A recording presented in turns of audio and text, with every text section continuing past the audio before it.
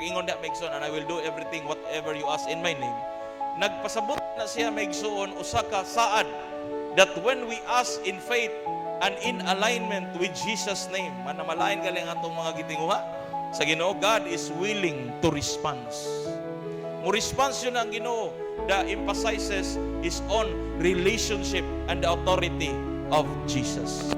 Mao na sa imong pagpangalagad sa Ginoo, imo jong i-build up ang imong relasyon sa Ginoo. Mao na nga tanan nimong mga gipangayo dapat maka-align sa will sa Ginoo. No, mo na usahay mo yung ka Lord, imo ba ning will Ginoo nga kining na ako'y gustong baliton, na ako'y gustong buhaton, na ako'y gustong desisyon sa akong kinabuhi. Imo ba ning will Ginoo nga mulakaw ko karon, ako tong kwaon. Mangayo jud kag will, mangayo ka og sa labi na jud sa imong gipangayo sa Ginoo. Lord, imo ba ning na-align ba ni Ginoo sa akong kinabuhi kini akong gipangayo diha kanimo kay example, nangayo ka maigsoon, mao nay makapawagtang nimo sa pagpangalagad sa Ginoo. Kay kang Ginoo nasayod na say dingatan nimo nga tusunahan.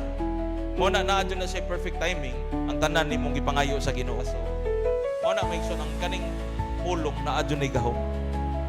Mo nang mao bitaw na nga kanang nakalihok ta kay tungod na sa pagstorya maigsoon nga inubanan sa gahom sa Dios.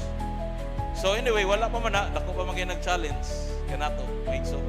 Pero nasayod ko nga kami Pastor Eli dako among kasing-kasing og tinguha nga ang Ginoo isupply ra tanan ang ato ang gikinahanglan mga igsoon.